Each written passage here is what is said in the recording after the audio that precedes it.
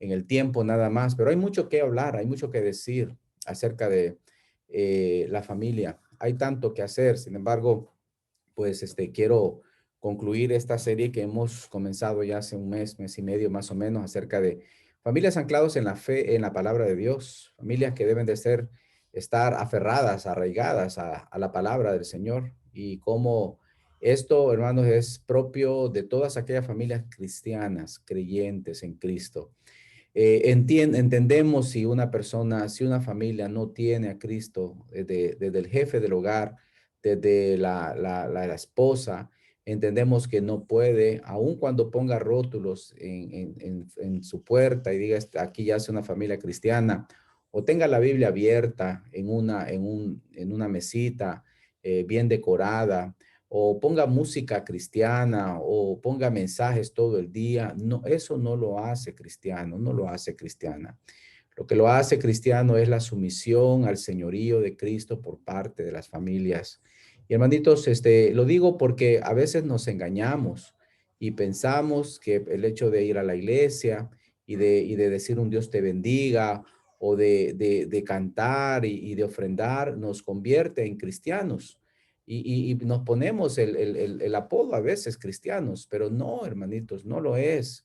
No lo es a menos que podamos nosotros estar convencidos por lo que la palabra de Dios nos dice del pecado, haber hecho nuestra profesión de seguir a Cristo como nuestro Señor y Salvador, no solo nuestro Salvador, sino nuestro Señor, y vivir la vida que Cristo nos da. Esto, hermanitos, es lo que vieron aquellos hombres que vieron a los hermanos en Antioquía y les vieron andar como él andaba.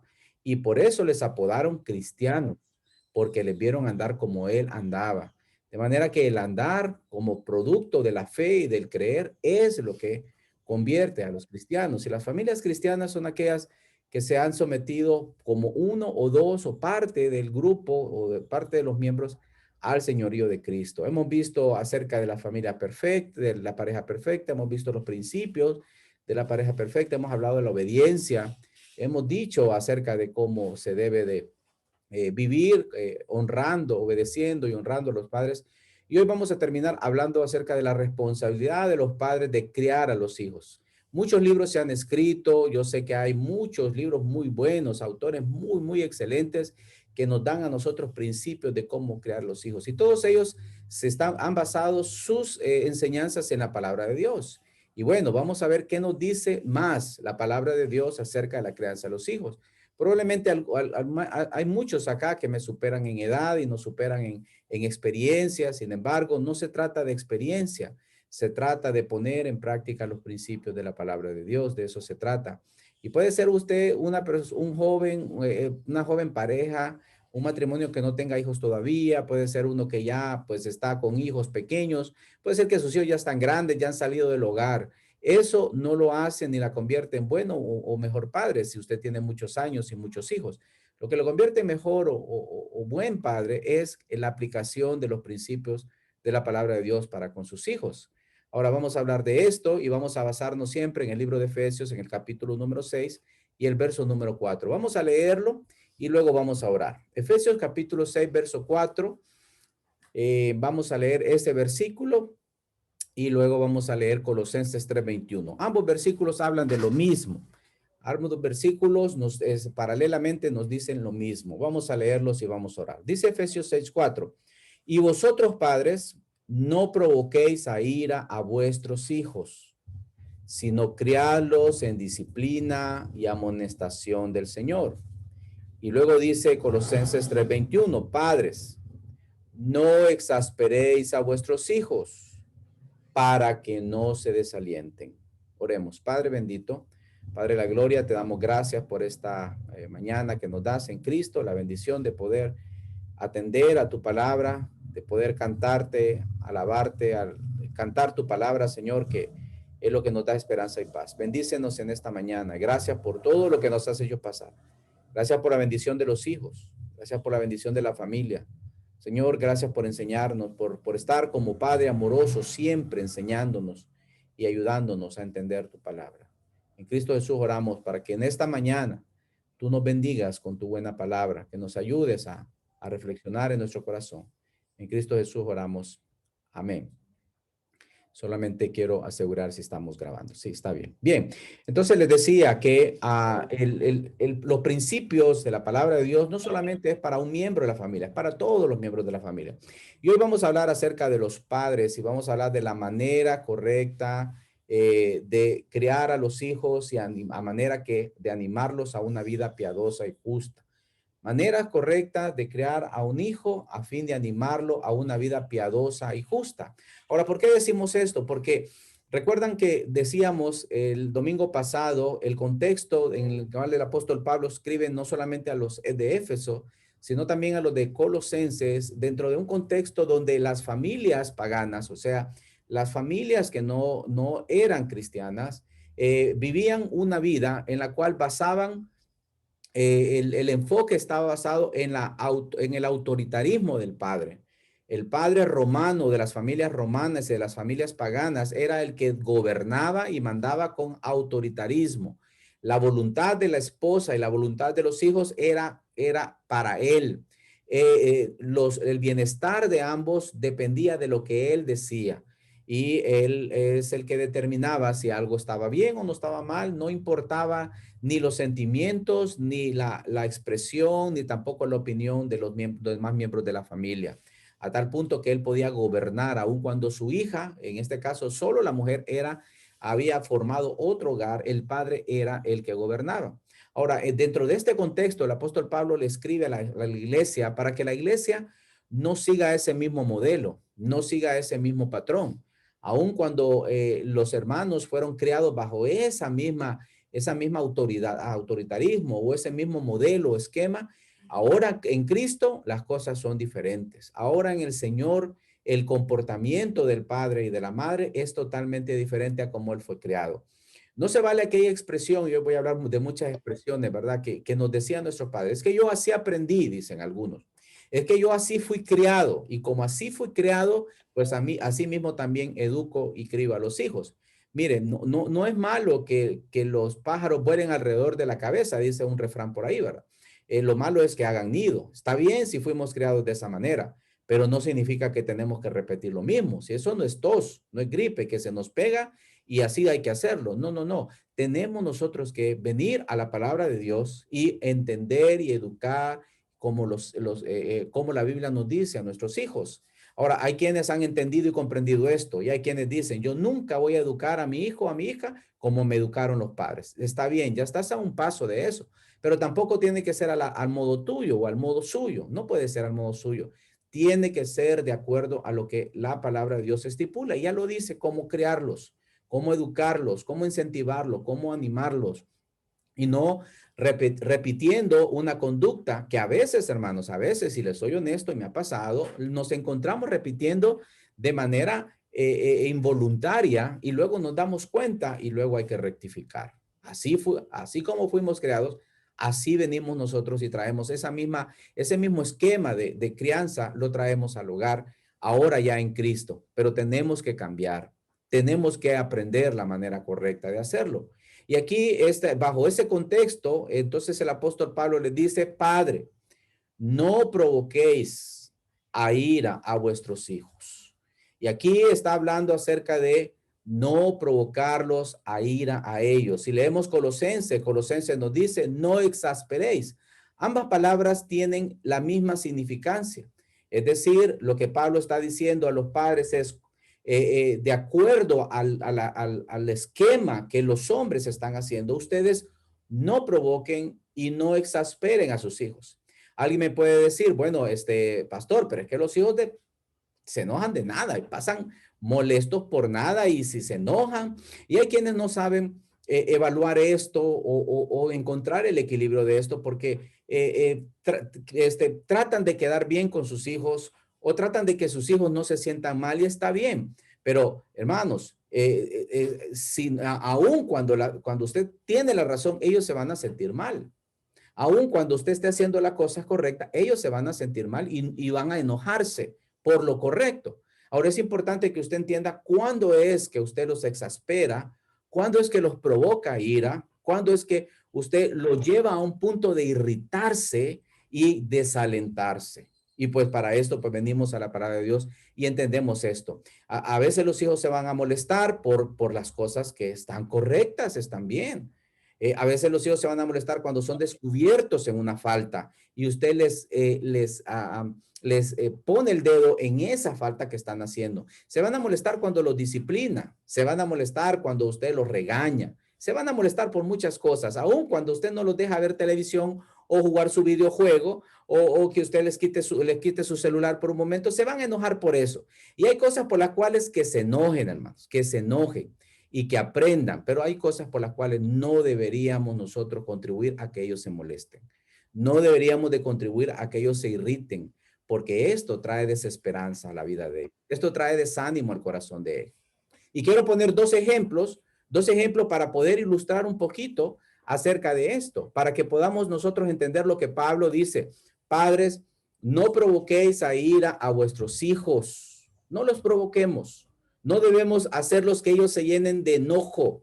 No debemos hacerlos a ellos que ellos se puedan llevar a irritar. ¿En qué dos casos? Quiero poner dos ejemplos nada más para poder ver esto. Uno de ellos voy a poner un ejemplo que es cuando en el libro de Génesis, en el capítulo número 31, verso 14, nos encontramos aquí con dos muchachas. Bueno, ya son dos mujeres, ya.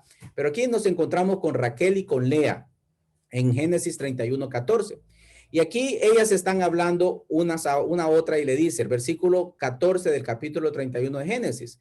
Respondiendo Raquel y Lea le dijeron, bueno, están hablando con su esposo, con Jacob. Le dicen, ¿tenemos acaso parte o heredad en la casa de nuestro padre? Están haciendo la pregunta. ¿No nos tiene ya como por extrañas? Pues, ¿quién nos vendió y aún se ha comido todo lo de nuestro precio? Porque toda la riqueza que Dios ha quitado a nuestro padre, nuestra es, y de nuestros hijos. Ahora pues, haz todo lo que Dios te ha dicho. Aquí están platicando, tanto Raquel y Lea están molestas con su padre Labán. ¿Recuerdan ustedes eso?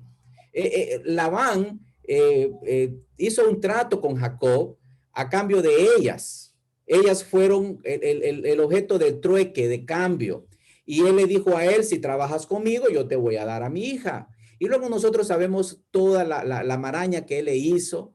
Le engañó, no le dio a la que quería, le dio a la otra. Ellas se sentían como objeto, y aquí lo podemos nosotros ver. Ellas se sentían como objeto de cambio. Y luego no solamente eso, sino que vino él y le dijo a Jacob que trabajara por él. Y que si él trabajaba, entonces él le iba a pagar su salario con sus cabritos, con su ganado, recuerdan. Este hombre era un hombre engañador. Ahora alguien dice, pero bien se lo merecía Jacob, porque Jacob era un hombre engañador. Sí, sin embargo, vemos nosotros que Dios estaba con Jacob. Si me ayudan con el micrófono ahí. Dios estaba con Jacob y entonces vemos nosotros cómo él le engañó. Primero le dijo que le iba a dar de salario a los cabritos que eran de un solo color, y luego le dijo que le iba a dar de salario a los cabritos que eran manchados, pintados. Y bueno, y así estuvo cambiando. Y si nosotros leemos la historia, dice que 10 veces le cambió el salario a Jacob. ¿Y qué pasó con esto? Dios estaba con Jacob. Y entonces cuando Dios le habla a Jacob en sueño, le dice, vete porque el rostro de Labán ya no es como antes. Y aquí nos encontramos nosotros en esta plática que él tiene con sus esposas, las mandó a llamar y les dice, miren, su papá ya no me mira como antes.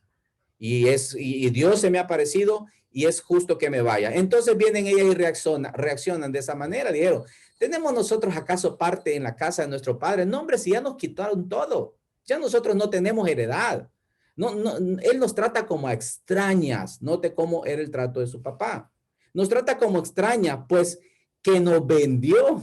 Se sentían como objeto de cambio y aún así se comió todo nuestro precio, ya no tenemos herencia. Entonces, si Dios te dice que te vayas, a Jacob, vete y nosotros nos vamos contigo. Ahora, vean ustedes la injusticia de Jacob. Vean ustedes cómo la injusticia de Labán. Vean ustedes cómo Labán trata a su familia, cómo él lleva el negocio de la familia, cómo él no le importa, no está no consideró a sus hijas, no consideró a nadie. Ahora sus hijas están resentidas con él.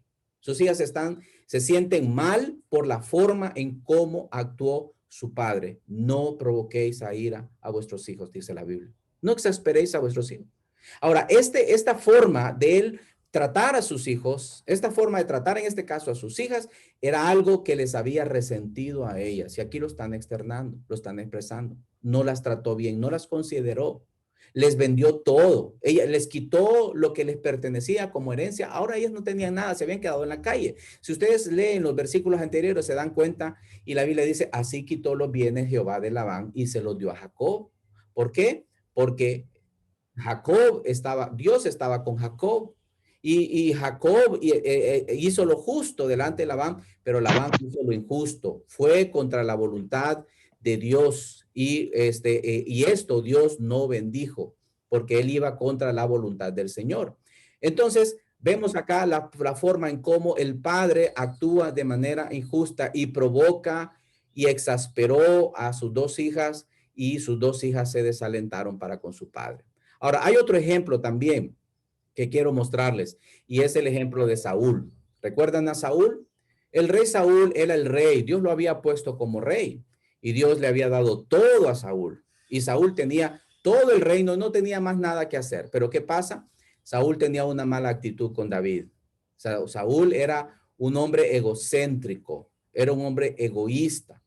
Y él se molestó con David solo por una cancioncita. ¿Recuerdan con esa cancioncita que Saúl se molestó? Las mujeres dieron más tributo a David que a Saúl cuando ambos venían de la guerra. Era él el rey, pero ¿quién era el que tenía la complacencia o quién era el que tenía el favor con la gente? David. Entonces David en el canto le dieron a él 10,000, que él había matado a 10,000 y Saúl a miles. Y esto le desagradó a Saúl. Desde entonces Saúl no vio con buenos ojos a David. Desde entonces. Desde entonces le tenía envidia. Desde entonces él dijo, a Saúl dieron 10,000, a mí solo miles, solo falta que le den el reino. Se sintió envidioso. ¿Por qué? Porque era egoísta. Era un hombre orgulloso. Aun cuando era un hombre que dice la Biblia que se sentía más bajo que los demás. Claro, su complejo. Y hermanos, el complejo es orgullo. El complejo es sinónimo de creer que esta persona o la persona que es acomplejada, pues no tiene lo que él quisiera tener y está pensando en sí mismo. Ahora vean ustedes que viene Jonatán, el hijo de él, y le habla acerca de David. En el libro de Primera Samuel, en el primer libro de Samuel, en el capítulo número 20, el verso 30 en adelante, dice la escritura. Entonces se encendió la ira de Saúl contra Jonatán y le dijo, hijo de perversa y rebelde, le dijo a su hijo, note usted cómo lo trata. ¿Acaso no sé yo que tú has elegido al hijo de Isaí, hablando de David, para confusión tuya y para confusión de la vergüenza de tu madre? Porque todo el tiempo que el hijo de Isaí viviere sobre la tierra, vea la amenaza, ni tú estarás firme en tu reino, envía pues ahora y tráemelo porque ha de morir. Y Jonatán respondió a su padre Saúl y le dijo, ¿por qué morirá? ¿Qué te ha hecho? Entonces Saúl le arrojó una lanza para herirlo, de donde entendió Jonatán que su padre estaba resuelto a matar a David. Ahora vean ustedes a un hijo de un rey que ve a su padre cometer una injusticia, que ve a su padre que está haciendo algo que no está correcto, que no está bien. Es una injusticia porque David no le ha hecho nada y viene él y se molesta con su hijo por algo injusto. ¿Le parece a usted conocido esto? Cuando los hijos dicen, qué injusto. Sí, ¿verdad que lo dicen ellos? Qué injusto. Ahora, nosotros tenemos que enseñarles a ellos lo que es injusto y lo que no es justo para que ellos puedan juzgar. Aquí vemos una injusticia. ¿Por qué? Porque es algo contra la vida, algo contra la justicia de Dios, lo divino de Dios. Y aquí vemos a Saúl tan enojado, pero tan enojado, que le arrojó una lanza a su propio hijo. Entonces ahí entendió que si era capaz de matar a su propio hijo, ¿cómo no iba a ser capaz de matar a alguien que no era su hijo? Y vemos nosotros a un hombre en una posición importante, movida por su ego, resentido con un hombre de manera injusta. Y aquí vemos nosotros, cuando leemos la historia de Jonatán, vemos que un Jonatán resentido con su padre Un Jonatán que prefirió a David antes que su padre. Fue más amigo de un extraño que de su propio padre, porque su padre actuaba de manera injusta. Hermanitos, cuando la Biblia nos dice a nosotros, no provoquéis a vuestros hijos, cuando la Biblia dice, no exasperéis a vuestros hijos, la Biblia nos está diciendo que no tratemos a nuestros hijos de manera que ellos puedan ver la injusticia que nosotros estamos haciendo contra lo establecido por Dios. Ellos se molestan si ven que su papá no anda conforme a lo que él dice, que anda y que va contra Dios. Ellos se resienten contra el ministerio y contra todo aquello que se llame Biblia y Dios cuando actuamos de forma injusta, cuando actuamos no conforme a la palabra de Dios, no conforme a lo que Dios ha establecido, no conforme al lineamiento de Dios. Esto es señal de que un hijo pueda resentirse o pueda exasperarse, porque ven que su papá no es lo que dice que es, porque ven que su papá es un injusto para contra Dios, porque ven que su mamá no anda conforme a lo que Dios quiere y conforme a lo que muestra en la iglesia y conforme a lo que le muestra a las hermanas y a los hermanos, y no es conforme a lo que quiere. Entonces los hijos se exasperan, los hijos se desaniman, los hijos se llenan de desesperanza en su corazón. La palabra aquí exasperar es eso. La palabra llenar de ira es eso. Llenar de desesperanza. Imagínense, es estar sin ánimo, estar descorazonado, y eso es quitar cosa del ánimo del corazón. Y vemos aquí dos ejemplos. Y yo quiero decirle en primer lugar a los padres, y esto es para mí, claro está, hermanitos, no soy materia acabada, no soy objeto acabado, yo necesito aprender y estamos aprendiendo en el camino. Pero cuando los padres están quebrantando la ley de Dios y la voluntad que Él manda, yo quiero decirle a los hijos, hijos, no se desalienten, no se desalienten. Si bien es cierto, viene el desaliento al corazón y dice, papi, mami, ¿cómo me decís que haga esto? Y vos, todo lo que haces. Quiero decirle a los hijos, miren, cuando papi y mami hacen estas cosas que son objeto de desaliento, téngalo por seguro que esto no va a quedar así. Pero no se desalienten. ¿Por qué?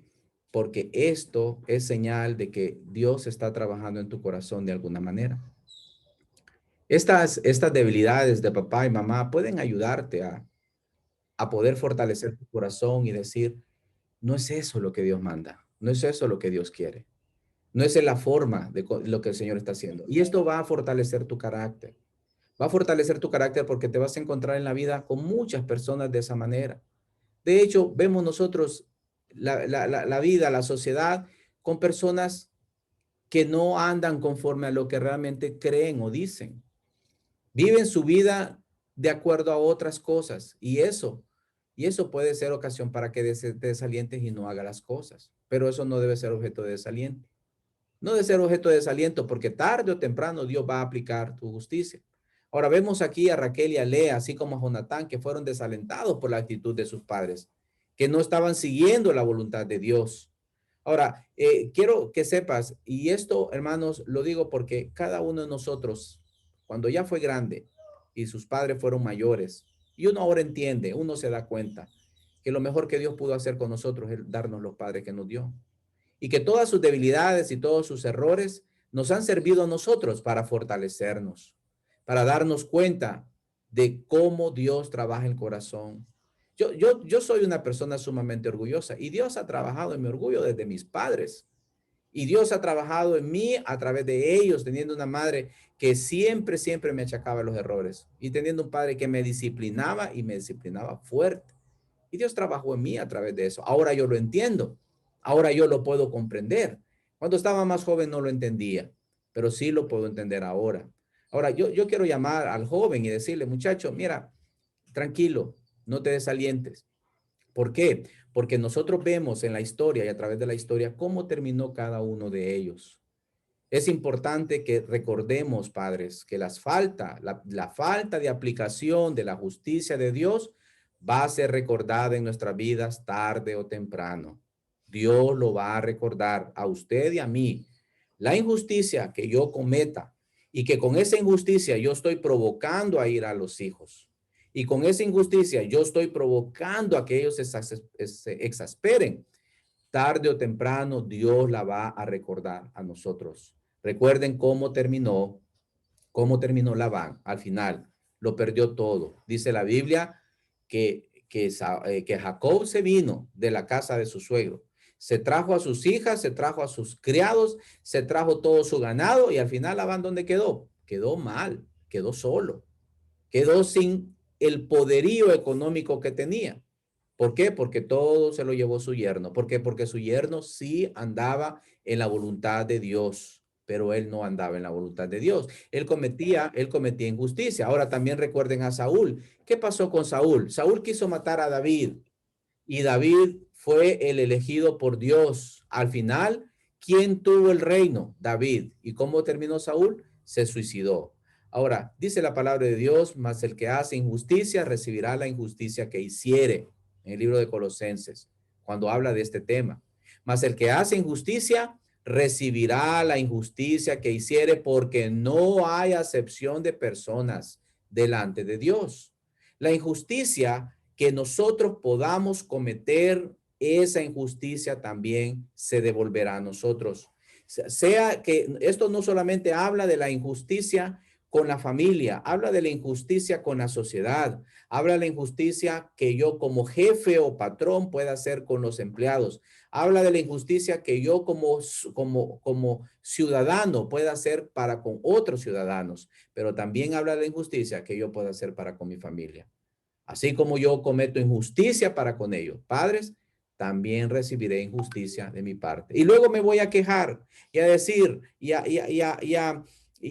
a sentirme mal por las injusticias. Recuerda que también fuimos injustos. Entonces Dios nos va a recordar eso. Entonces, por tanto, esto es un llamado tanto a los padres, a nosotros los padres como a los hijos. Padres, no exasperéis a vuestros hijos para que no se desalienten. Padres, no provoquéis a ir a los hijos, sino criarlos, y eso vamos a hablar en la segunda parte, pero debemos nosotros mantenerlo. ¿Por qué? Porque tarde o temprano, usted y yo, padres, la injusticia que nosotros cometemos, donde vamos contra la palabra de Dios y con eso tropezamos a la familia, tropezamos a los hijos, se va a devolver a nosotros. Y el llamado para los hijos. He conocido gente que ha pasado por un calvario, por una situación tan difícil en las casas de sus padres. Pero ¿sabes qué? Cuando tú te sometes, cuando tú aún a pesar de eso oras por tus padres, cuando a pesar de eso honras la memoria de tus padres y quiénes son tus padres, entonces Dios no solamente te va a bendecir por tu obediencia, sino que Dios también va a purificar tu corazón, va a trabajar en tu carácter. Dios te va a hacer más humilde, porque a lo mejor y está trabajando en lo orgulloso que eres y en la forma como tratas a la gente, y así como tratas a la gente, así te tratan tus padres, y en la forma como haces las cosas, y de esa manera Dios está trabajando en tu vida para cuando salgas de tu casa y cuando ya no estés en tu casa, entonces Dios va a bendecir con tu buen esposo, con tus hijos, con las personas que están ahí, o con tu buena esposa, etcétera, etcétera. Dios va a tratarte con justicia.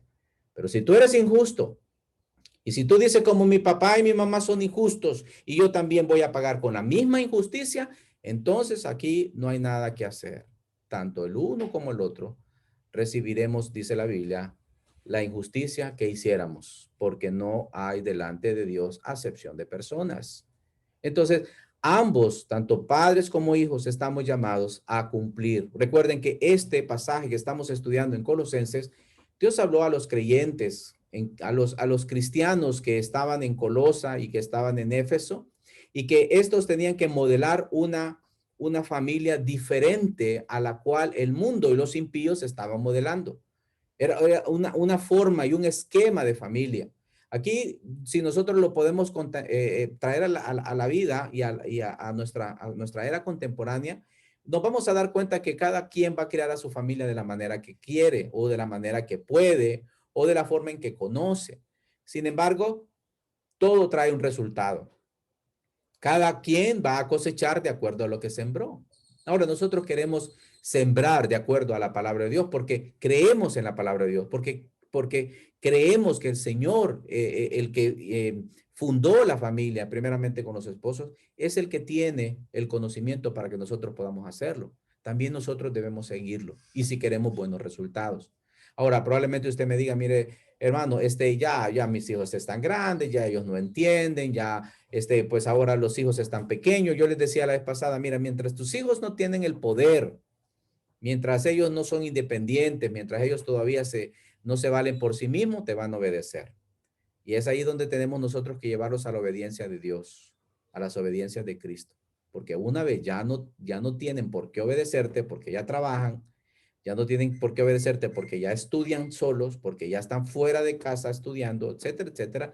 Entonces te vas a dar cuenta y se va a dar cuenta realmente de qué están hechos, en dónde están parados y qué es lo que están haciendo. Por tanto, debemos criarlos y amonestarlos, como dice aquí, en la disciplina y el amor, o en la disciplina y la amonestación del Señor, que es la segunda parte que quiero compartir. Primero, no provocarlos, sino más bien, y esto si no, es una palabra que indica lo contrario. O sea, en comparación a este efecto negativo está este efecto positivo. ¿Cómo debemos criar a los hijos o maneras de criar a un hijo a fin de animarlo a una vida piadosa y justa? Mire, como le digo, van a ver hay muchos libros ya escritos acerca de esto y usted puede decir, no, pues yo creo que este libro es importante, yo creo que este hombre que ha estudiado psicología sabe mucho de esto, pero bueno, está bien. Ahora, vea usted que cada una de estas cosas, cuando un libro que es de alguien que es cristiano, usted puede comprobarlo cuando usted ve este pasaje. Si no criarlo, dice, en disciplina y amonestación del Señor. ¿Qué es eso de criar? Criar es crecerlo, llevarlo a la madurez. Es una palabra que indica que hay que alimentarlo y nutrirlo para que él pueda crecer. Y eso pues obviamente es parte de nosotros, los padres, no podemos sentirnos grandes o que pues, seamos unos responsables porque les damos de comer a los hijos y porque les damos el alimento y el techo. No, eso viene con el paquete. Eso no es lo grande de ser un padre, ¿verdad? Ya de por sí, cuando un padre no lo hace, está robando.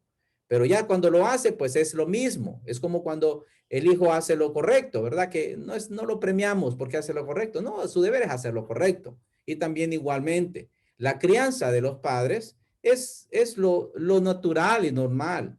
Crearlo significa darle todo lo necesario para que el niño crezca, para que el joven o la mujer o la muchacha pueda madurar. Eso es crearlo. Ahora, ¿cómo debe ser criado? En primer lugar, vamos a tomar una cosa que dice acá.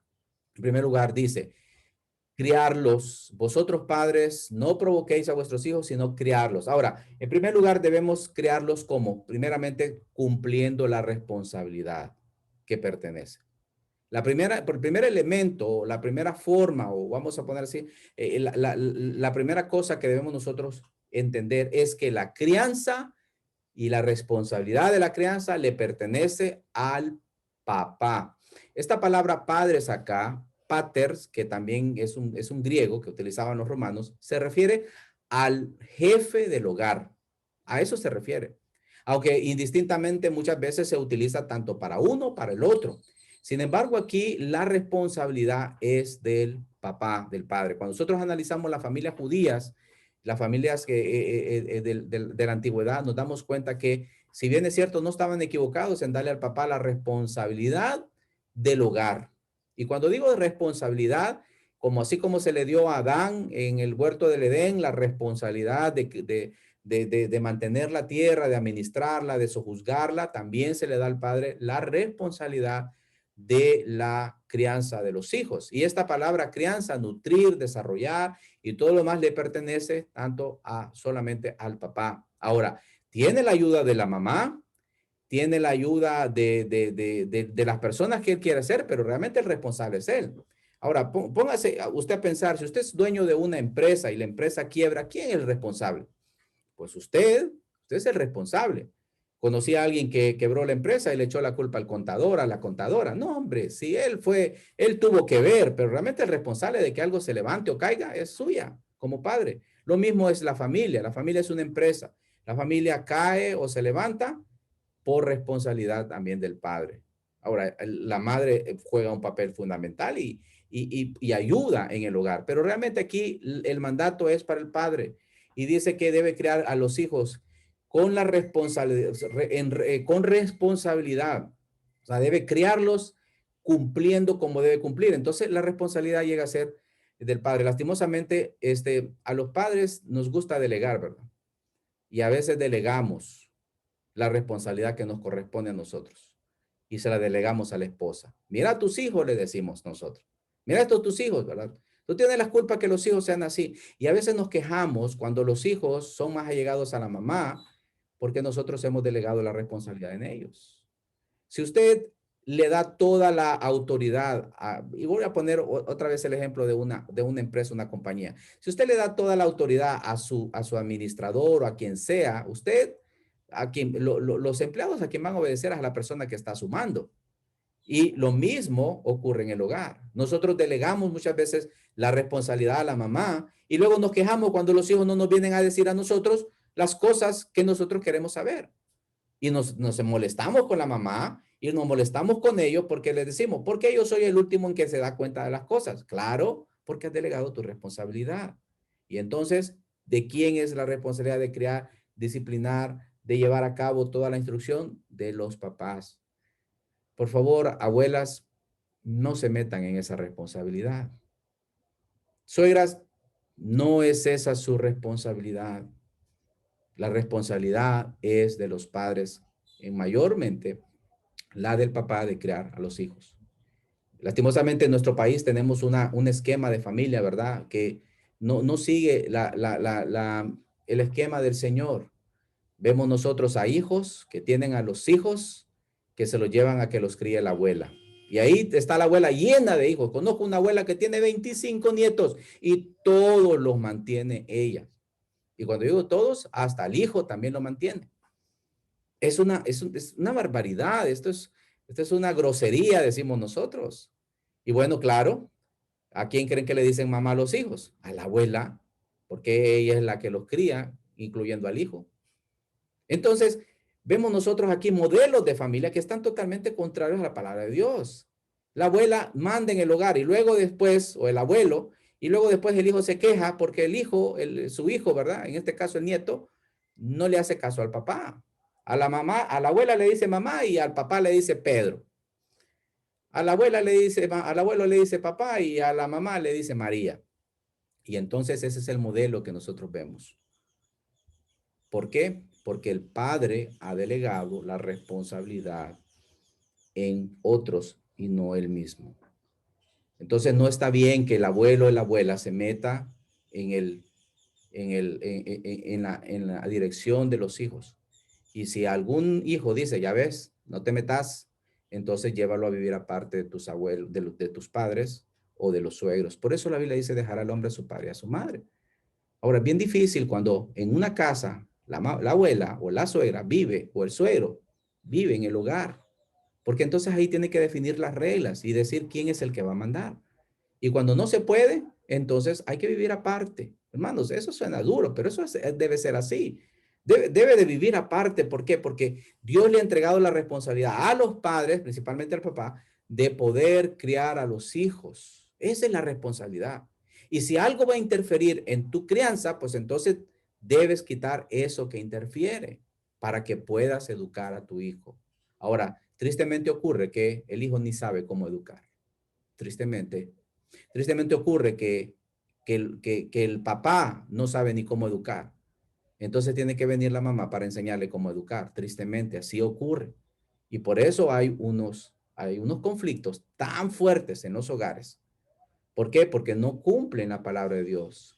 La presencia del papá es importante. Fíjese que dicen los psicólogos que la presencia del padre ayuda a desarrollar una mayor autonomía en los hijos. Usted lo puede leer en cualquier libro de psicología. Y es cierto. La presencia del padre ayuda a desarrollar una mayor autonomía e independencia. Además, promueve la adquisición de valores sociales y desarrollo moral. Porque el carácter del padre da seguridad a los hijos. El carácter. Cuando los hijos por naturaleza están creciendo y bueno, a veces ellos no saben qué hacer. ¿Y qué hago, mami? No, pues no sé. ¿Y la mamá también? No sé. Pregúntale a tu papá. ¿Y el papá? Tiene que ser decir con aplomo, firmeza. Hijo, esto hay que hacer, porque el papá ve no tanto los detalles, sino que mira más en forma global y mira más adelante y el papá sabe por dónde es. Y el hijo tiene que tener esa seguridad y el hijo tiene que saber. La disciplina del papá trae seguridad a los hijos. Sí, trae seguridad. ¿Por qué? Porque el hijo no sabe qué orientación tener o por dónde agarrar. Entonces la disciplina del papá, marcando la regla, marcando la disciplina, entonces el hijo se sabe y se consciente de dónde ir y de dónde no ir. Y bueno, esto lo he leído por ahí en libros de psicología y lo que dice la psicología en cuanto al comportamiento de las familias. Sin embargo, bien tienen razón porque Dios dio la responsabilidad al varón. Dios dio la responsabilidad y no le dio la responsabilidad a nadie más, sino que al hombre mismo. ¿Para qué? Para que él fuera el director del hogar, que si va a delegar, pues igualmente, pues también supervise esa delegación. Y vuelvo otra vez a lo mismo. ¿Qué hace usted con los que están a la par a quien usted delega el trabajo de las personas que están en la empresa o en la compañía? ¿Qué hace? Se sienta, ¿verdad? Con su supervisor, con su subdirector o con el que está a la par y pide cuenta de cómo van los negocios. Bueno, es de igual. Si nosotros delegamos a nuestra esposa áreas en las cuales sabemos que ellas pueden hacerlo, pues entonces sentémosla, invitémosla a un café, vamos a algún lugar, comamos y digamos, bueno, muy bien, vamos a ver cómo van los negocios de la familia, cómo van los hijos, qué tal con Pedrito, qué tal con Juanita, cómo va ella, qué dice, cómo lo ves, qué debo actuar, dónde debo ser, hay que invertir más, no hay que invertir más, hay que dar dinero, no hay que dar dinero, etcétera. Y esto se trata de velar para que las cosas puedan suceder como deben de suceder. Pero el responsable soy yo como padre. El responsable es usted. Es usted el responsable de hacer que las cosas sucedan. Y esto es lo primero que toda familia debe saber para poder crear los hijos. ¿Qué debe hacer? Agarrar la responsabilidad que le corresponde. La mamá debe ayudar y la mamá ayuda cuando cumple la voluntad de lo que ya el padre ha dicho en beneficio de todos. Y la mamá no debe alcahuetear a la hija o a los hijos y diciéndole, mira, hacelo ahorita que no está tu papá. No, no. ¿Se imagina usted, bueno, perdón que insista tanto, se imagina usted teniendo un subdirector o un director o un administrador en su empresa que le diga a los empleados, mira, ahorita no está mi patrón, entonces haz lo que querrás? No, eso va a la quiebra. Y lo mismo ocurre en el hogar. Si la mamá desautoriza al papá de lo que ha dicho, ese hogar va a la ruina, es un fracaso, vienen los problemas, porque la mamá debe de trabajar en consonancia con el papá. Y si no está de acuerdo, como hace mi esposa a veces, que estoy trabajando yo aquí, claramente cuando ella viene y se sienta así enfrente de mí, ay, dije yo, qué malo hice. Yo sé que hay algo malo y me dice, fíjate, me dice, que esto y esto pasó. Y yo, bueno, tierra, trágame, respiro un profundo, ¿verdad? Agarro aquello, ¿verdad? No me gusta, pero empiezo a analizar cuando ya se va. Yo digo, cierto, que sí, la regué. ¿Por qué? Porque no lo estoy haciendo. Entonces tiene derecho la mamá de decirle al papá, no enfrente a los hijos, claro está, porque eso lo desautoriza. Pero la mamá debe ayudar a la responsabilidad del papá, porque alguien pregunta, bueno, ¿y la mamá qué hace? Bueno, debe de trabajar en consonancia con el papá, el responsable de criar a los hijos, de enseñarle los valores, de enseñarle la palabra de Dios, como lo vamos a ver, de enseñarle todo lo que necesita y la mamá apoyar. O sea, cumplir y hacer cumplir las leyes que se han delegado desde el hogar, pero la responsabilidad es del papá. Y esto, yo sé que usted ya lo ha leído, yo sé que usted ya lo ha escuchado por ahí, pero esto es lo que está diciendo aquí la palabra de Dios y todo eso ha salido de aquí, de la Biblia, del modelo que Dios ha dado para las familias. Entonces vemos que la responsabilidad del papá. Luego vemos no solamente que es cumpliendo y obedeciendo la ordenanza de Dios, pero la segunda cosa es creándolos en disciplina y amonestación del Señor. Hermanos, ahora alguien dice, pero ¿y cómo hago? ¿Cómo hago para criar los hijos? Bueno, ya vio que en primer lugar cumpla su responsabilidad. Y la segunda cosa es que debe criarlos en disciplina y amonestación. No solamente debe entender que la esposa ayuda al esposo en la crianza, el esposo es responsable, no la abuela, no el abuelo, no el suegro, no la suegra, no la trabajadora, ni tampoco la hermana o el hermano, no, es el padre. Pero también debe entender que, que debe criarlos en disciplina y amonestación del Señor. ¿Qué significa esto? En resumidas cuentas, dice, esto significa capacitar a los hijos para cumplir los mandamientos del Señor con fundamento firme en la palabra y así llevar una vida piadosa y bendecida. Ahora, yo no voy a hablarle de educar a su hijo y de educarla y dejarla en un colegio, una buena universidad, etcétera, etcétera. No, eso usted sabrá y usted decidirá en la medida que usted pues tenga las posibilidades. Pero aquí está hablando de la disciplina en el Señor, la amonestación en el Señor. Es aquello que lo prepara para la vida, para ser persona, para ser buen creyente, para ser un buen adorador al Señor. Es el trabajo del cual el apóstol Pablo está hablando aquí, es el trabajo que yo como padre y debo hacer para que mi hijo sea un hijo piadoso, devoto al Señor, y por ende esto va a ser un beneficio para la sociedad, porque va a ser un hombre moral o una mujer con moral, un hombre temeroso de las leyes, una mujer temerosa de las leyes, una mujer que ame a su hogar, que ame a su esposo, que ame a sus hijos, un hombre que ame a su esposa, que ame al Señor, ame a sus hijos y por ende sea un buen ciudadano. Entonces, de eso está hablando aquí la palabra de Dios. Eso no se lo enseñan en la universidad a uno. Eso no se lo van a enseñar en un posgrado o un doctorado, etcétera. No se lo enseñan. ¿Quién debe enseñárselo? Se lo debe enseñar en la casa, el padre de familia. Y debe de crear al hijo en disciplina y amonestación del Señor. Deje que la academia haga su trabajo. Deje que las leyes hagan su trabajo. Pero nosotros el trabajo que debemos hacer para crearlos en disciplina y amonestación, solamente lo podemos hacer nosotros. Nadie más lo puede hacer. A mí en la universidad no me enseñaron a ser buen esposo. Hubieron charlas y todo eso lo demás. Y cada quien habla lo suyo, ¿no? Pero aquí en la palabra de Dios es donde me enseñan a ser buen esposo, donde me enseñan a ser buen hijo, donde me enseñan a ser un buen ciudadano o donde me enseñan a ser una mejor persona con mi prójimo, con los demás. Y es aquí donde debemos nosotros utilizar la palabra primera. La primera palabra es disciplina. ¿Qué significa disciplina? Disciplina nosotros siempre lo asociamos con castigo, ¿verdad? No necesariamente es castigo. Disciplina es entrenamiento. Disciplina es, es todo aquello que me lleva a entrenar, a esforzarme para cumplir un propósito. Eso es disciplina. Entonces, tenemos nosotros que entrenar a los hijos. Tenemos nosotros que enseñarles la disciplina o a ser disciplinados. ¿Cómo? Como lo hacen en la escuela. Como lo hacen en la escuela o en el colegio o en la universidad. Así de la misma manera. ¿Cómo sucede ahí? Bueno, en primer lugar, hay un entrenamiento. ¿Cómo? Pues les dejan, tiene que cumplir un horario. ¿Sí o no? Claro. Segundo, hay actividades y tareas que realizar. Hay actividades y tareas que realizar. Luego, después de esas actividades y tareas que realizar, también de igual manera hay evaluación. Claro, hay evaluación. Y hay premios y recompensas al final también. Y todo eso es un entrenamiento para que el hijo o la hija pueda llegar al final, tener su título y con ese título pues poder defenderse o poder trabajar, etcétera, etcétera. En el hogar los hijos deben de ser entrenados de la misma manera. ¿Debe haber horario en las casas? Ya les dije la vez pasada, claro que sí. Debe haber un horario.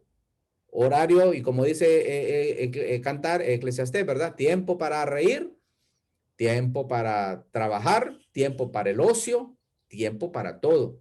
Y debe ser un entrenamiento. Cuando es tiempo de trabajar, es tiempo de trabajar.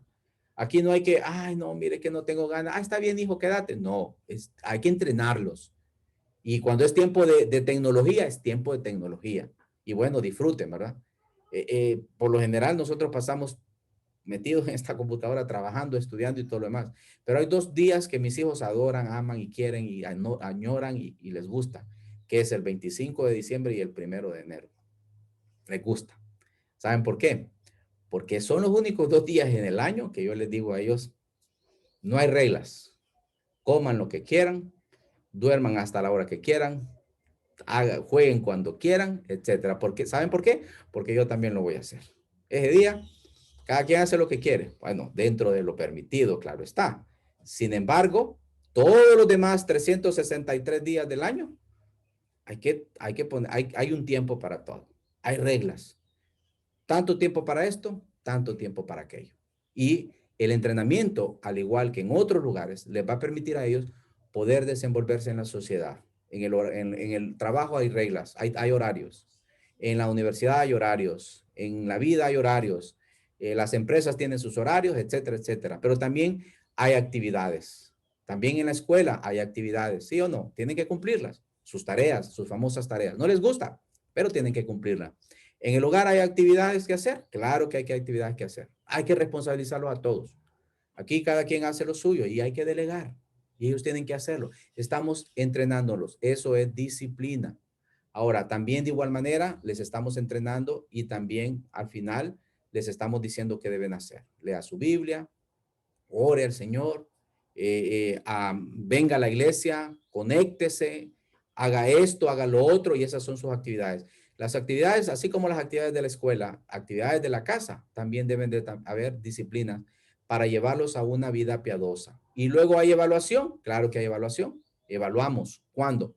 Observando cuando ellos viven, hablan, actúan y ahí uno evalúa si ellos andan bien o no andan bien. ¿De qué hablan? Mis hijos a veces se molestan conmigo porque yo los escucho hablar de esto. Cuando los escucho hablar tanto de una cosa, yo les digo, ¿y ese corito? ¿Y esa palabra? ¿Y esto? ¿De dónde? Entonces uno evalúa el resultado de sus vidas. Y luego después de esto, ¿qué pasa? Pues al final uno termina viendo si el entrenamiento está bien o no está bien. Ahora, ¿de qué está hablando esto de disciplina? Está hablando de discipulado, hermanos. Está hablando de discipulado. Cuando dice que debemos crearlos en disciplina, que debemos entrenarlos, que debemos instruirlos, que debemos enseñarles, está hablando de discipular a los hijos, de enseñarles y modelarles a Cristo en nosotros, que ellos puedan ver al Señor en nosotros para que ellos puedan ser entrenados en esa vida piadosa que el Señor quiere, en el Señor. No únicamente enseñarle la academia, no únicamente enseñarles a trabajar o algunas reglas que me ayudaron a mí para ser próspero, etcétera, etcétera. Sí, está bien si tiene tiempo, está bien, y quiere hacerlo. Pero al final, hermanos, lo que va a contar en ellos es qué tan piadosos son, qué tan piadosos. Que debemos educar a nuestros hijos para llevar una vida piadosa. Y luego nosotros lo evaluamos y los evaluamos y vemos realmente qué tanto están siguiendo al Señor, si aman al Señor, si ellos realmente tienen un corazón para el Señor o no tienen para el Señor. ¿Y sabe dónde los evalúa? En su comportamiento en casa. Ahí los evalúa uno y uno mira y dice necesitan más entrenamiento, tanto entrenamiento. A veces yo tengo que decirle a mis hijos, miren, los estamos entrenando para cuando se vayan de aquí, de esta casa, o no, donde quiera que estemos, cuando salgan, para que les vaya bien. Si lo que queremos es que les vaya bien, así que tenemos que entrenarlos. Tenemos que ayudarles, tenemos que decirles, compórtese bien. No solamente decirles, no ponga los codos en la mesa, sino decirle, mira, trata bien a tu hermano, trata bien a tu hermana. No le hables así. Respeta a tu hermano, respeta a tu hermano. ¿Sabe por qué? Porque es entrenamiento. De la misma manera como hablan aquí. Y hay algo que nos da temor, que ellos hablen mal entre ellos, que ellos nos hablen mal a nosotros. Porque si nos hablan mal a nosotros, si hablan mal a otros, también lo van a hacer con usted, hermano. Y también lo van a hacer con los maestros. Y nos da temor eso. ¿Por qué? Porque si les hablan mal a los maestros es porque no están siendo entrenados. Y debemos verlos acá. Y debemos entrenarlos, disciplinarlos. Nosotros les tenemos prohibidos a ellos que hablen mal de su maestro. Ya creo que ya lo dije. ¿Verdad? Ellos no pueden hablar mal de su maestro, aunque no estén de acuerdo. No pueden hablar mal. O decir que este maestro, que esta maestra. No, no, no, no. No. Y cuando les escuchamos decir eso, inmediatamente corregimos. O cuando los escuchamos hablarse mal entre ellos. Entonces, yo a veces los molesto, ¿va? Los exaspero, creo yo. Y yo les digo, miren, si tú le hablas mal a tu hermano o viceversa, ¿verdad? Entonces, no me pidas permiso para ir con tus amiguitos o para hablarle a tu amiguita o tu compañero, todo eso. ¿Por qué? Porque no puede ser candil de la calle oscuridad en la casa. Si tú le hablas mal, si tratas mal a tu hermano, entonces no tienes, y tratas mejor a tu amiga o a tu amigo, a tu compañero, a tu compañera, que a tu hermano o a tu hermana, entonces no lo vas a hacer. Entonces no tienes permiso para esto, no le vas a hablar, no vas a hacer esto con él. ¿Por qué? Porque primero tienes que tratar bien a tu casa. Primero tenemos que tratarnos bien todos para que luego pues puedas decir, sí, puedo tratar bien a los demás, porque no vas a tratar a los demás mejor que a nosotros mismos. Entonces, ese es el entrenamiento que debemos llevarlos a decirle, bueno, lleven una vida piadosa, Sí, hay que llevarse bien entre nosotros. Hay que remodelar a Cristo en nosotros. ¿Para qué? Para que también puedan modelarlo afuera. Para que Cristo sea glorificado en ustedes.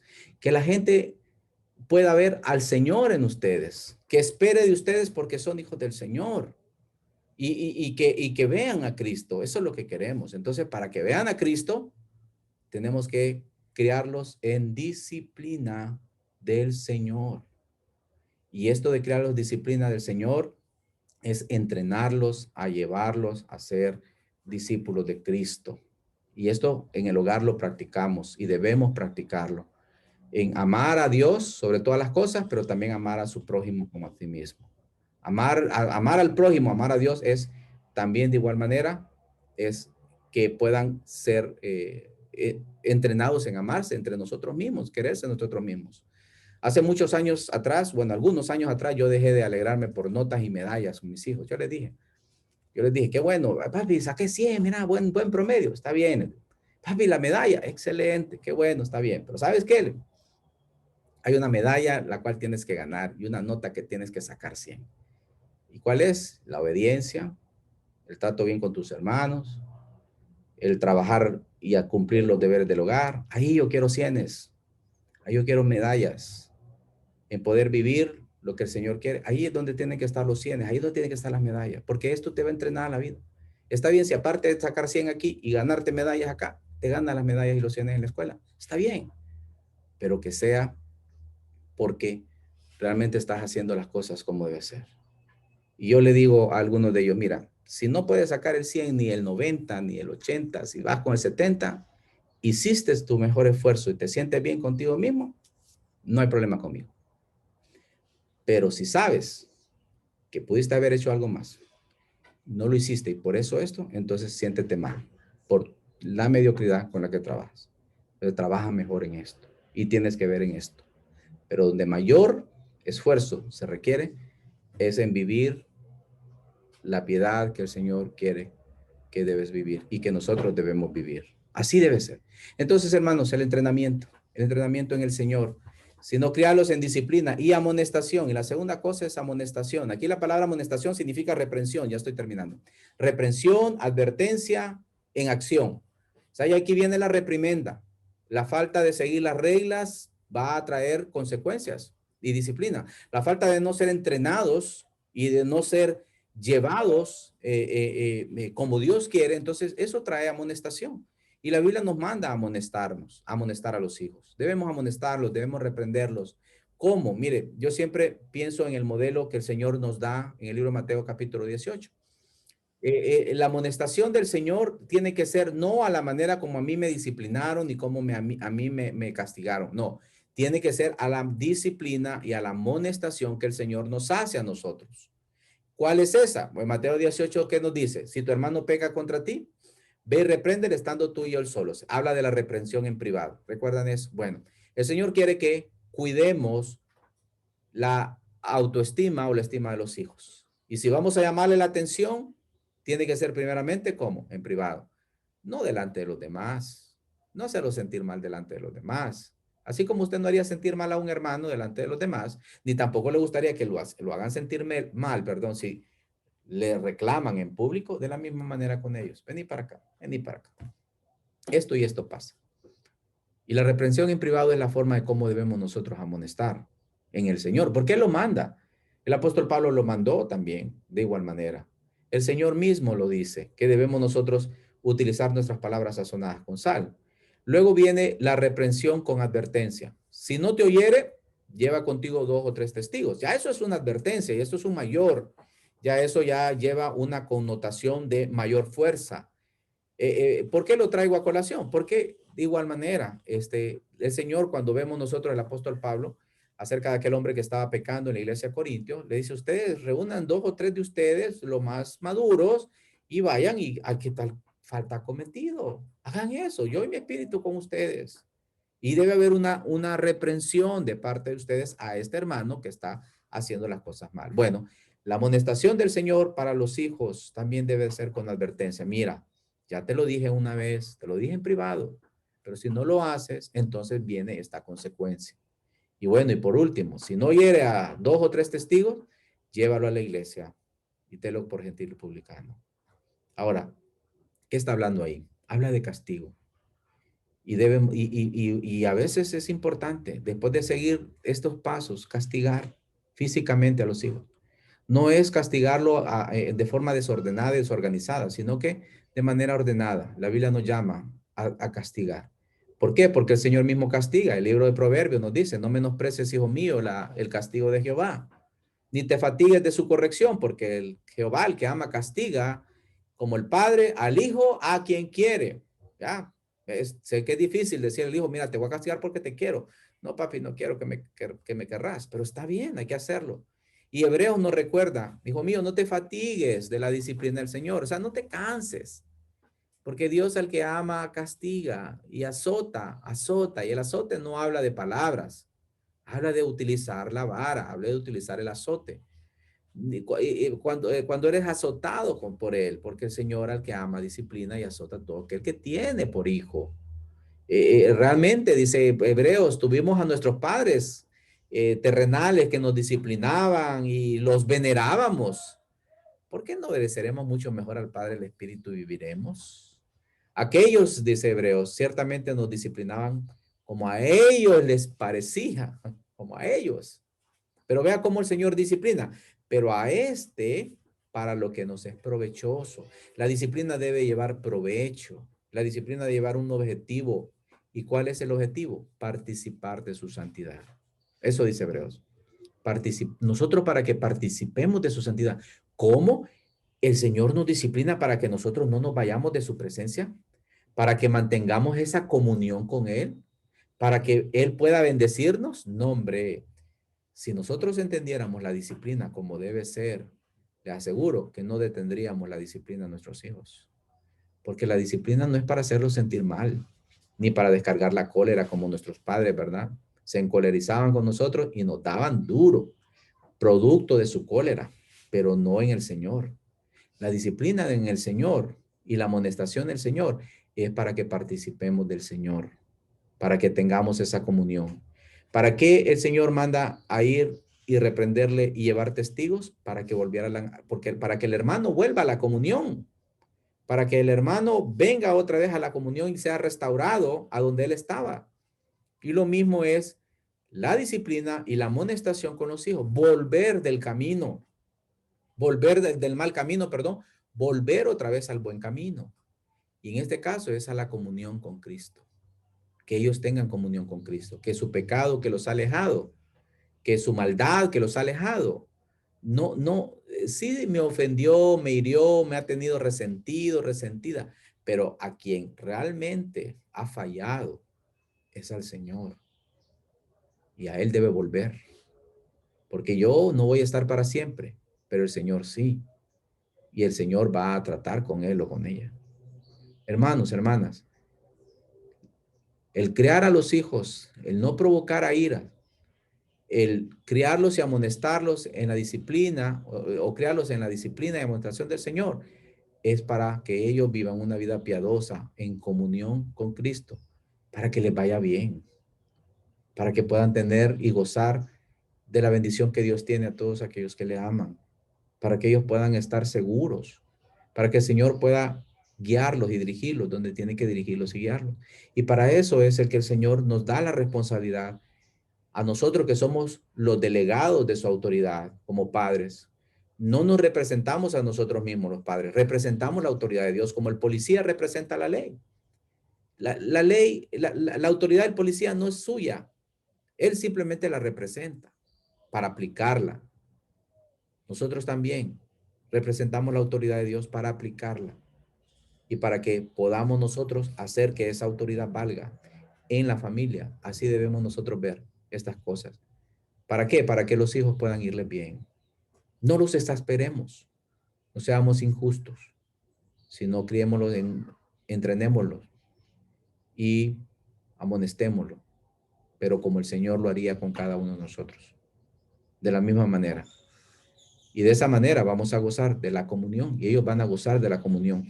Y vamos a ser familias ancladas en la palabra de Dios y vamos a mantenernos como base en la palabra del Señor. Cuando venga cualquier viento, cuando venga cualquier tempestad que va a reciar contra nosotros, entonces podamos nosotros permanecer firmes.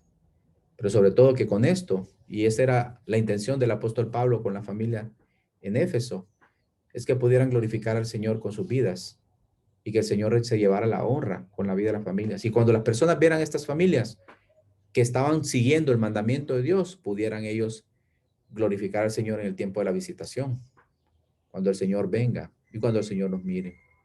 Hermanitos, terminamos aquí, pero realmente mi deseo, mi corazón, no solamente para ustedes, sino para mí mismo, es que podamos tener paz en nuestros hogares, es que podamos vivir en armonía en nuestras casas.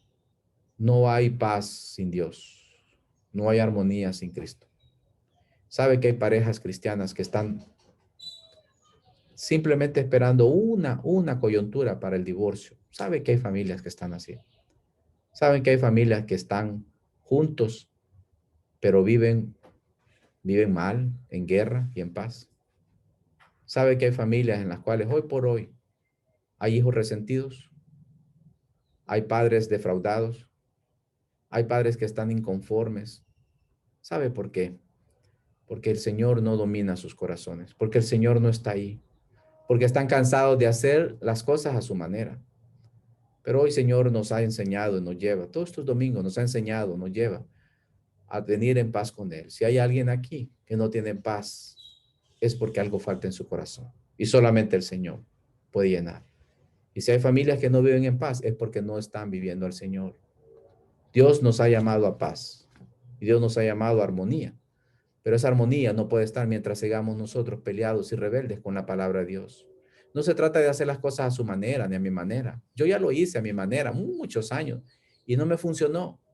Ahora busco la manera del Señor. Me trago mi orgullo cuando tengo que tragármelo. Me callo cuando quisiera decir algo. Obedezco cuando no quisiera hacerlo. Pero el resultado es paz para con Dios. Y el resultado es glorificar al Señor y agradar al Señor. Que todos podamos vivir conforme a lo que este libro nos dice, conforme a lo que su palabra nos enseña. En la medida que nosotros la cumplimos, en esa medida podemos gozar de paz en nuestras casas. Primeramente, la paz que yo necesito con Dios y luego la paz que usted necesita con sus hijos, su esposo, su esposa y la familia que vive con usted, en la medida que usted siga esto. Oremos. Padre eterno, Dios bueno, misericordioso, grande en misericordia, Señor, te doy gracias porque tú ya nos enseñas lo que tenemos que hacer. Tú ya nos dices. Padre, gracias porque hasta aquí nos has traído. Señor, con tu amor nos sigues instruyendo, corrigiendo. Oh Dios, tú sabes cuánto me hace falta, cuánto nos falta a todos, cuánto, oh Dios, necesitamos caminar, pero ayúdanos, Señor. Ayuda a nuestros hijos. Señor, bendícelos, guárdalos. No queremos que se desalienten. No queremos que se exasperen ni se irriten. Queremos que ellos entiendan que tú los amas, que tú quieres salvarlos, que tú estás con ellos para poder mostrarles tu salvación. Ayúdame a mí como padre, como madre, a poder mostrarles a Cristo a ellos, para que a ellos les vaya bien. Tú sabes, Señor, no solamente el estudio les va a ayudar. Sí es una herramienta, pero si no están aprobados por ti, Señor, no va a servir de nada. Y yo, Dios, sí quiero darles educación, sí quiero darles lo mejor, pero lo que más quiero es que tú les gobiernes, es que tú les ayudes. Señor, ayúdalos. Ayúdame a no ser estorbo, a no, a no desalentarlos. Al contrario, ayúdame a ayudarlos, Señor. Ayuda a cada padre, a cada madre que ha escuchado este mensaje. Dale fuerza, Señor. Ayúdales a comprender en su corazón lo que han de hacer. Bendícenos, oh Padre, y ayúdanos. Sabemos que solo en ti, en tu palabra, por ti podemos hacer las cosas. Gracias, Señor. En Cristo Jesús oramos y lo pedimos todo. Amén y amén. Dios les bendiga, hermanos. Compartimos una alabanza sobre la obediencia al Señor.